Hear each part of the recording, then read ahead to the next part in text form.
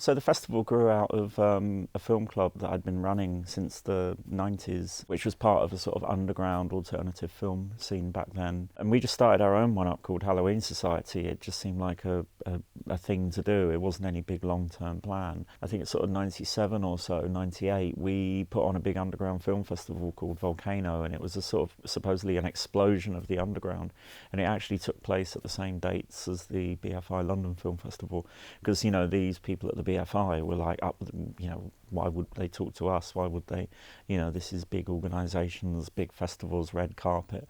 And this was definitely coming from a more left field underground kind of space that we were trying to do, like alternative. It's kind of hard for us to sometimes see that because it's so easy to get hold of alternative film nowadays in some ways. Whereas back then, like, independent was maybe like, it was like 10 films almost. Like, it was like a very small set, mostly of European, I'm assuming, dramas. Like quite a standardised mainstream, almost like a mainstream alternative, I sometimes think about. Yeah, exactly. And also there's a sort of that time where there's a canon of directors, and, you know, it's that sort of, you know, big art house sort of stuff, you know, that was being made. You know, they did have short film programs at the festival, but I remember someone saying, yeah, I sent my film to the London Film Festival and they didn't want it, so I thought I'd bring it to Volcano, and they showed it. And, you know, they'll show it because we show anything. I mean, if we show anything thing is a little bit dangerous, but it was kind of half the fun of the events, really. It was just Jane Giles, who was head of cinema at the ICA at that time. She's at the BFI now. She said, why don't you start a film festival, because there isn't a short film festival in London. So yeah, the idea was to do the Halloween Short Film Festival, as it was called, for 4 days at the ICA in the little tiny cinema there. And we did it as Halloween Short Film Festival for 4 years, and just kept at the ICA, but moved to the Curzon Soho as well. It sort of grew over those 4 years, and then on the 5th year we changed the name to the London Short Film Festival, because a lot of confusion was happening over this Halloween name, which is understandable. It was already in January, right? It was in January, and we had nothing to do with horror, but the name was there because of the Halloween Society. And also there was this element, if we start a festival and we call ourselves the London Short Film Festival, that's kind of a bit arrogant, because who are we? We're nobody. It's like, you know, people will think it's some massive thing, you know. And then since then it's sort of gradually built, and we're now on the 14th. One of the things that I like about LSFF is that you have kept that sort of diversity of budgets as well. I feel like there are some festivals that focus on just having like a certain crop of kind of almost like approved films that were made by established institutions, usually second or third time filmmakers. Whereas you've kept films that are low budget, first time filmmakers, and quite a wide like set of things as well. You don't mind if they're made for like a pre-existing reason. And was that like on purpose? Was that like a deliberate choice, or was that just your own personal taste? I think as the festival has grown, so it's become easier to make short films because of costs are less and equipment's cheaper. I mean, going back to the sort of what I said earlier about the year zero thing, when we started doing the stuff in the 90s, that was kind of the first time that people could pick up a camera and do it themselves, because before that you would have to have had been trained, you know, to use a proper film camera, you know. And I think about even when I was a kid making films at 15, you had to shoot on mini DV, and you had to have a computer that could capture that and all the software and everything. And then 2 or 3 years after I made my first short, you could literally buy phones that could do the whole thing. So exactly. So that sort of technology has been constantly sort of getting better and cheaper over the last, you know, since that sort of 90s time when things did become a lot more available then. You know, that's just been the nature of it, that technology has grown and evolved over the time that we've been running the festival. So I think, yeah, I've always had an interest in people that are making stuff off their own back. I think that's really important. Because you have the regular strand, which is WTF Outside the Box, and like Low Budget Mayhem, well, both of which have featured my films before. So obviously I have kind of like a selfish reason for being happy about that being a thing. But I've always kind of liked that it focuses on being a bit of a launching pad for younger filmmakers, as well as taking more established filmmakers as well. I mean, we have the whole part of the festival for the entry submission process, where you can apply as a low budget film. There's something like quite democratic about that, which I like, which I think is a good thing, because you do sometimes get those kind of stratified programs where they'll be like, here's a set of 4 15-minute dramas that all cost loads of money and are made by European institutions, and then here's like the kind of ghetto section where you put everything that was shot on iPhones or something like that. So yeah, mixing it up within the other programs as well is important, but then we do have the the low budget mayhem program. The Outside the Box program isn't necessarily about low budget. It's more that just came out of a couple of years ago. I was just seeing a couple of films when you just like gobsmacked as what the hell's going on. They're really fun programs to put together. I always get worried that filmmakers might be a bit offended if they're in that program. I quite liked it because WTF Outside the Box last year, it's this year was really good fun because it's quite a long program as well, and it had Q&As too. So we just kind of got progressively more, I don't want to say drunk, but progressively more merry as it went on, and it was kind of quite communal and inclusive, I felt. I remember seeing you talk about how you watched yourself and your friends kind of go from being young kind of like startups to being like the actual established festivals, as it were.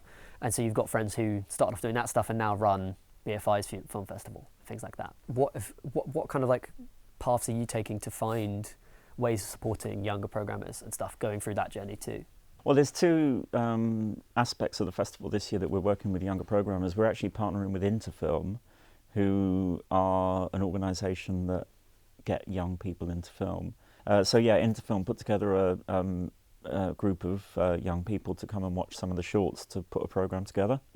So it's like teenage themed shorts. And the other thing was we got some BFI funding to actually bring in a young programmer. So you had to pitch, and then we did interviews, and we made a selection of that process. In LSFF, you have kind of a mix of strands and programs, right? I know you don't program the whole thing, but like you program, you got the yes, I guess, on most of it. So you've got some kind of like some recurring strands, so like WTF Outside the Box and things like that. And I think like Fucked Up Love or something like that is one of them as well. That's been there since the first year, yeah. And then you've got some stuff that's responsive. So you have a thing about refugees this year called Global Movements. And that's something I'm quite interested in, is how you pick those strands and whether or not you find yourself forcing films into like a particular set, or whether it's just a more organic process. It's more of an organic process, yeah. I mean, the strands around families is quite sort of all-encompassing stories that come from so many different places, and there are so many shorts. So, you know, we have father, we have mother, we have family affairs, we have girlhood, we have boyhood.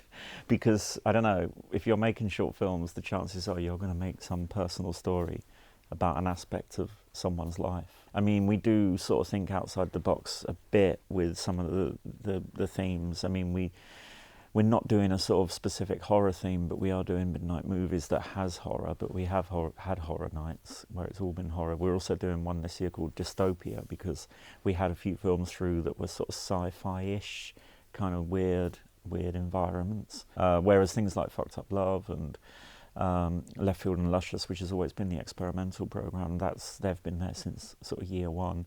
And the Winter's Matinee of Romantic Films is quite a nice one, which has been around for a few years as well, because again, those are the stories that filmmakers are making. The global movements and the refugee stuff, that sort of happened last year, and we're doing something similar this year as well. I submitted Stay the Burning and was quite interested to see where it went. So this is the film that's like essentially unprogrammable, it seems. Like no one wants to program it anyway. And everyone likes it, they just don't know where to put it, I think, is the bigger problem. So it's an experimental short drama with barely any dialogue that's like LGBT angle and sort of slightly fantasy, but not really.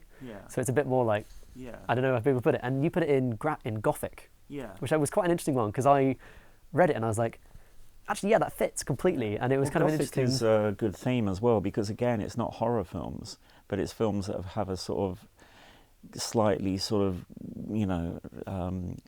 sort of pressing down on you atmosphere.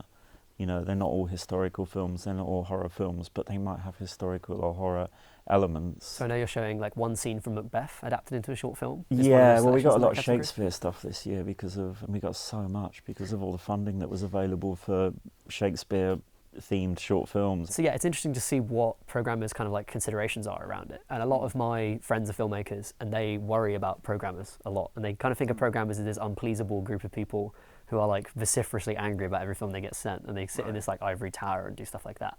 And the one thing that I've noticed from programming, because I ran a student film festival and then I'm doing some programming in the Barbican, is that sometimes there are considerations that are just outside of the film as well. Like it's like, I'd love to show you a film, but there's two films that I like it and the other one I like more, or something like that. It's like, it's nothing to do sometimes with the quality of the film. And then in other places it's like, It can be something like your film's great, but it has 5 minutes of credits at the start, and it's an 8-minute film. Yeah. You know, that kind of thing is tough. So I guess, like, if you're talking to a filmmaker, and let's say a young filmmaker or an emerging filmmaker, about, you know, submitting to festivals, not necessarily just LSFF, but any other one as well, what kind of advice do you have for a filmmaker? I mean, it's difficult to give advice because every festival's different and every festival views its short films in different ways. Some have teams and others work with just 1 or 2 people.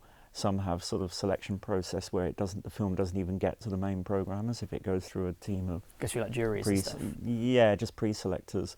We do use pre-selectors at LSFF, but I tend to watch everything anyway. But having the pre-selectors helps to give an idea of what the film's like, you know, when you get to it, rather than watching it completely without any idea. A lot of festivals only have limited space. I mean, the thing about LSFF is that we are a big festival in terms of the amount of films we show. You know, we've got 30 or so shorts programs of new shorts from submission. We've got, you know, about 350 films. I mean, somewhere like Encounters, which is also a big festival, is probably half of that, I think. And also looking at different festivals in terms of what they show as well. And I think a lot of UK filmmakers get quite frustrated because, you know, you look at lists of films in European film festivals and there are very few UK films, if any, in some festivals. But like, if I'm a filmmaker planning to make a film, what considerations do I have when it comes to aiming at festivals? Because I'm very much a believer that people should think about festivals, or about at least where the film's going to go before they make it. You know, I think filmmakers have to just make the thing that they think is strong for them and then get it out there. So it's hard for me to answer because I'm not a filmmaker, if that makes sense. Yeah. So my thing is, like, I just want to see films that people are passionate about and that people are excited about when they're making them. I don't really care about budgets, or I don't care about structure, narrative. Or even duration, because you get a lot of time advice, duration. Like, I mean, make it under 10 minutes, but you're showing a half-hour, almost experimental film. Yeah, I mean, that's the thing about LSFF. We have got room to put that stuff on because we've got so much space, and we can do those kind of programs that show longer work. Whereas when I program for the BFI, I have very limited space, so a half-an-hour film is going to find it quite hard to get into the program because, you know, I only have 4 programs and they're only 90 minutes each. People say, oh yeah, you should think about festivals early on, but I suppose it's just researching as to what festivals are out there and which festivals are getting good audiences and which ones are respected. I suppose, you know, which ones are BAFTA nominated. And if you have a niche as well, I think that's like a quite helpful way sometimes to think about it. So like, if your film was shot on film, then there are analog specific festivals. Or if you... or genre. Horror. Yeah, horror is a big one because there's so many. Like in the States, every city has its own little short horror festival. Yeah. You know, you go to Europe and you see a short film program, and there might be 3 films in it. You know, it's like, why are all these films so long? Whereas in this country, again, that doesn't really happen. The films tend to be sort of... I mean, a British short tends to be between 8 and 16 minutes. For people who aren't based in London, is there any other kind of festival, like worldwide, but probably like within the UK and Europe in particular, or a cinema or an arts organisation that you recommend people kind of work with, get in touch with, to kind of try and find out more about, say, film programming or filmmaking from an emerging perspective? I suppose sort of smaller independent cinemas that are independent, not part of a chain, because with a chain you'd probably have to deal with a head office at some point. But there's like the collective run cinemas like the Cube in Bristol. Independent cinemas in the UK that are good to go to: Watershed, Phoenix in Exeter. That's like an art centre. They do lots of film stuff. Tyneside, you mentioned. Tyneside Cinema, Home as well in Manchester. Home is independent. Glasgow Film Theatre. Glasgow Film Theatre, there you go. And also there are sometimes your local cinema might have a scheme for young filmmakers. So like Curzon Soho has a scheme, has like a filmmakers club where they have cheap screenings if you can prove you've made a film before. And I like the guys up in Birmingham that do Flat Pack. You know, they're really nice guys. They do a lot of regular screenings around Birmingham, and their festival's really fun, and they've had some really inspiring events that I've been to at Flat Pack. I've always thought Flat Pack and LSFF were quite similar in terms of their sort of their aesthetic. And then in Europe, stuff like Hamburg is really good. Hamburg's a weird one because it's been going forever. I think it's like 45 years or something, but it still has a real grungy aesthetic. Quite sort of, you know, laid back and quite young. They have lots of massive parties, but they usually take place in like deserted warehouses. And the cinemas are really good in Hamburg. They're proper old school sort of cinemas. And a newer festival like Shortwaves in Poznan is is a really great growing festival that again takes place in a really interesting city.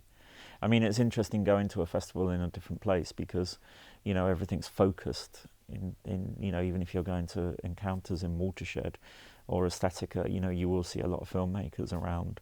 Can you name any particular shorts that kind of jump out at you? Do you have any personal favourites? And they don't have to be necessarily the best shorts in the world, but just really memorable.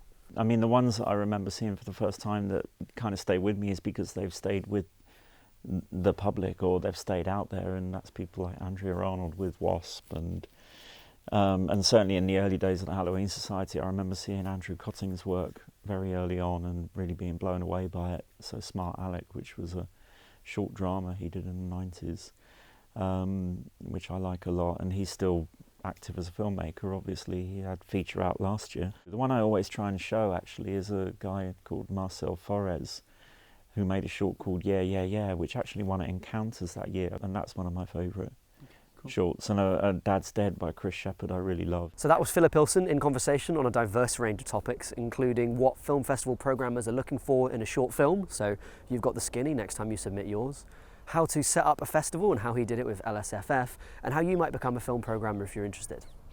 If you like that kind of content, just hit the big old subscribe button down there and let me know about it. And if you've got any more comments, questions, thoughts and suggestions, get involved down below. I'd love to have a conversation with you. So until next time, have a good one. See you later.